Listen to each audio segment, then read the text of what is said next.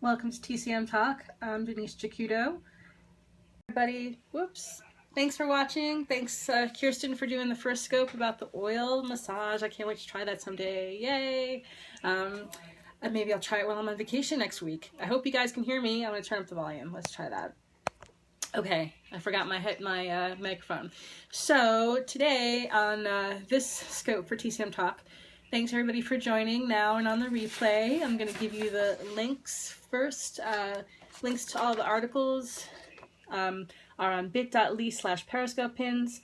Links to the videos, archives, bit.ly/TCMTalkvids, and you can email us with questions at traditionalchinesemedicinetalk@gmail.com. So I'm going to talk about henna and tell you what I know about henna live from my kitchen here in Alameda, California. This is not what I do for work. It's what I do for fun on my vacation.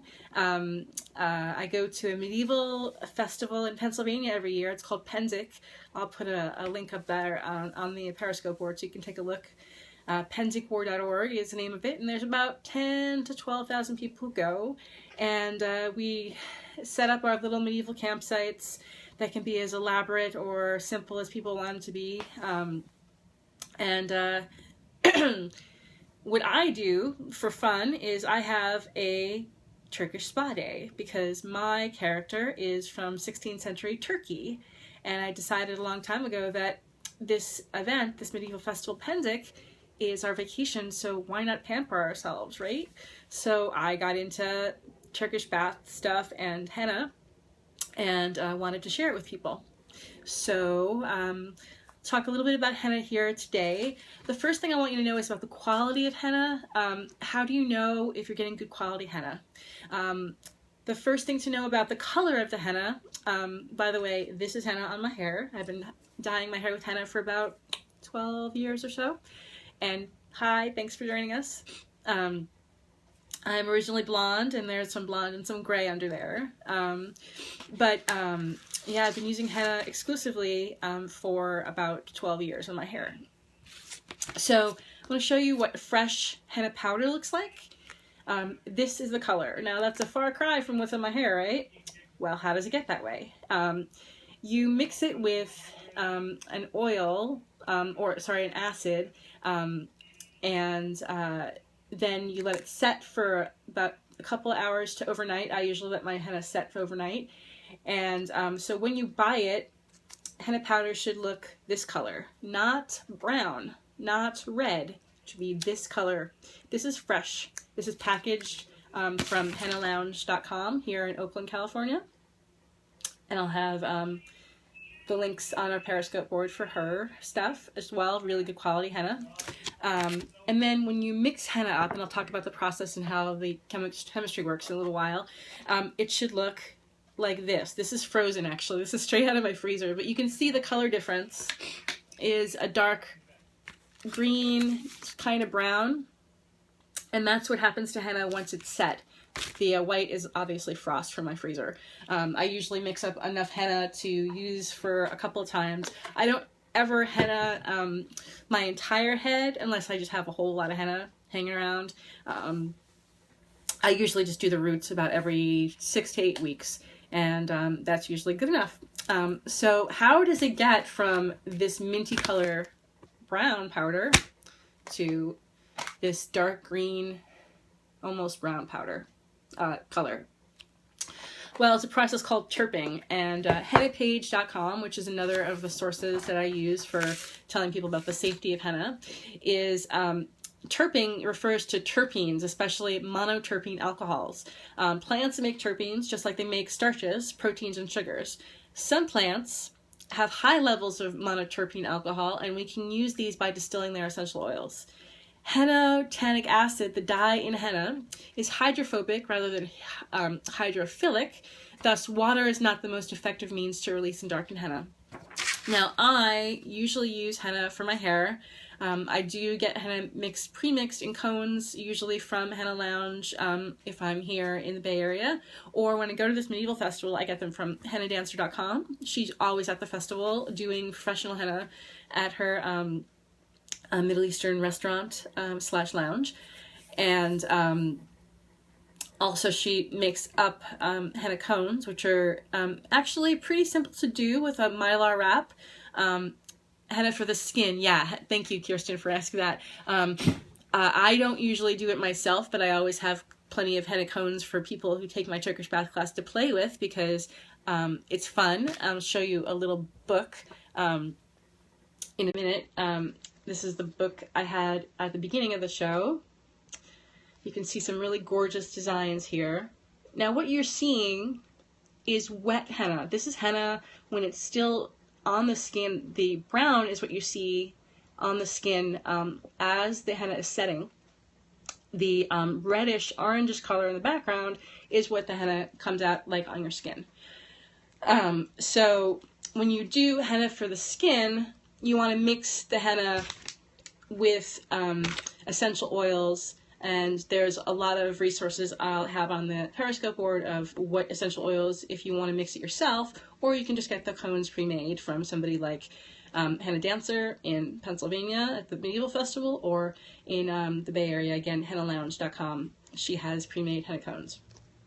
When you're doing henna for hair, I'm going to go back to hair for a minute, I usually use lemon juice or apple cider vinegar. Apple cider vinegar stinks. It makes your hair stink a lot. Don't really recommend it. You can use different things in addition to those. Hennaforhair.com is a really good resource for different mixes people have tried and what they've gotten, like using Chianti wine in the mix. That will help. It's not for, you can drink the rest of the bottle if you want to afterwards, but save some of the Chianti for mixing your henna. You can use, in addition to something acidic, you can also add yes, wine for henna mixing, yes. You can also use some different colored teas, like rose hip teas, lemons, yes, lemon juice. I always use lemon juice, or apple cider vinegar, like I said. And then you mix it up. I add also a little bit of olive oil. It's kind of like making a salad dressing with henna. So you got your acid. In my case, it's lemon juice, or and the henna powder. And then you got a little, maybe a tablespoon or two of olive oil. That's to make it mix and feel better when it goes on your hair. And then you'll put it on your hair and smush it around a lot. I'm not the most neat person when I henna my hair. I just kind of smushed around, put a shower cap on, and let it sit for a couple of hours or overnight. And then you wash it out. It might take some doing to wash out because it gets very clumpy. And then you want to use a little bit of conditioner afterwards to get out the rest of it if it gets too clumpy in your hair. And then, like I said, I usually just henna my hair with the roots for every 6 to 8 weeks. And so that's about the henna for your hair. What should you use to bleach your skin? I don't know. This is about henna. I was saying before, henna-tannic acid is hydrophobic rather than hydrophilic, so water is not the most effective means to release and darken the henna. So like I said before, this is just a reminder, use something acidic to mix your henna with, not just straight water. So when you get henna, you can get some pre-made henna for your hair as well. Some sources, I would say Lush.com Lush is a beauty supply and bath supply store. It's usually in lots of mall areas. It's kind of easy to get. They have henna for hair that comes in bars, and the henna for hair in bars it kind of looks like chocolate bars.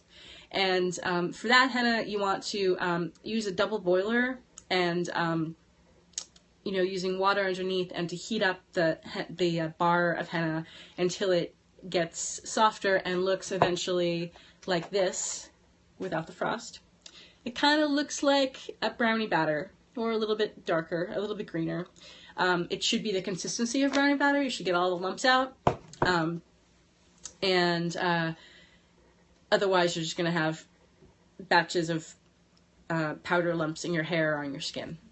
I get my henna, again, from hennalounge.com. Her site for supplies, I believe, is hennaguru.com. but hennalounge.com is easier to remember. hennaforhair.com, again, is a Lauren Grover site in the East Coast. No, I'm sorry, hennaforhair.com has all the geeky stuff and all the chemical stuff you want to know about henna for hair, and shows people's mixes and a woman's done her dissertation on henna. So all the most detailed information you could ever want on henna is on hennaforhair.com and hennapage.com, which is linked through to her. Yeah, it's really awesome. You could spend hours looking at it. So the one other thing about henna I want to say is black henna. People want to know about black henna. People usually want their henna as dark as possible because they're misled by pictures like these, like I was showing before in the books. This is what henna looks like, again, when it's still wet on your skin. This shows through a little more of the stain, the final stain up here. That's when the henna's come off of your skin. And so people are misled because they see pictures and they think that henna should be black or should be really dark. And there's no such thing as black henna. I'm going to say it again. There's no such thing as black henna. Black henna, or henna that's really dark, contains a dye. It's the dye that's used in shoe polish. Okay, and it's, I'm going to try to say it, paraphenylene diamine, PPD for short. There's a link through on our Pinterest board, bit.ly/periscope pins, where you can find out more about the dangers of using PPD, of using what's called black henna, or a henna that includes PPD. You should always get henna, again, from trusted sources, like I mentioned before, and make sure there's not PPD. Indigo, you can mix indigo with henna, absolutely, for hair, and there are mixed guidelines on hennaforhair.com. I haven't had success myself using indigo. I've tried it on people with darker hair, and we really didn't see very much of a difference, but again, I don't think I referred to hennaforhair.com.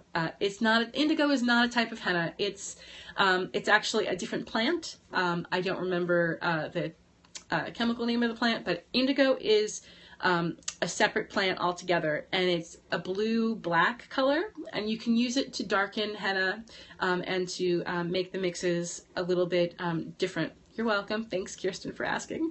And there's also a neutral henna. You can also, it's not actually henna as well. I don't remember the name of the plant, but it's henna that you can, it's henna that you can use that comes more like a, it's a powder as well as the henna powder is. And the neutral henna is something that will condition your hair, but it won't change the color of your hair. And I'll try to get a link for that on the Periscope board as well. So that's most of what I have to say about henna. And Turkish bath towels I want to talk about, and scrubbies that they use in Turkish baths. I can't actually bring you to a Turkish bath here on Periscope, but I can show you what some of the tools that you use in a Turkish spa, Turkish bath include. So this is called a kese, K-E-S-E. It's a bath mitt. And this one's made of silk, a really fine silk. And it's not very scrubby, but because it's very fine silk. But you can get different keses, different bath mitts that are at various amounts of scrubby, scrub that are coarser and not as coarse. This is actually a scrub mitt from a Korean spa. These cost just a few dollars. I don't exactly know where they're made from. Can't read the 100% something. But it's, they also come in different textures, like one side is coarser than the other, and you can also get different mitts that are coarser. I think the yellow and the blue mitts are different levels of coarse. And these are good. You can use them in your shower, your bath at home, just to add some spa feeling to, you know, to your home spa treatments. I like to use these with olive oil soap that I get from Turkish suppliers, or from olive oil that comes from France, and use that to use as a scrub during my Turkish bath class. The last thing I'll show you is a Turkish bath towel. Now, what's so interesting about a Turkish bath towel is how gorgeous it is, number one. These are woven. And they're a little bit longer than your normal bath towel. But they're also really thin. If you can see, that's how thin it is. That's one from Giden Imports, which is where I ordered my Turkish bath towels from. And then this is a white one. And they're all really wonderful. The great thing about Turkish bath towels, besides being beautiful and woven and gorgeous, is that they're also really great for traveling because they don't take up much room in your suitcase. You can just squish them and you know, shove them into the tiniest bit of your suitcase and they'll fit really well. So those are my suggestions for little things you can do at home to bring a bit of the Turkish bath to you, including using henna for your hair and for your skin. I'm not very artistic, so I don't do the henna for the skin, but I get people to do it on me, which is a lot of fun. And I let people in my Turkish bath class play around with henna for the skin and henna for the hair. If you have any questions, you can always ask us here or email us at traditionalchinesemedicinetalk@gmail.com. Kirsten will be back in 2 weeks. I'm going to be on vacation, the vacation I talked about. You're welcome. Thanks for joining. And so I'll be on vacation while Kirsten will be talking about pain and how traditional Chinese medicine and herbal medicine can help you. Thanks for watching. I'll give you again the links. bit.ly/periscope pins for all the links to the articles we talk about, and bit.ly/TCMTalk vids for the archives of our videos on YouTube. Thanks for watching, everybody. Bye.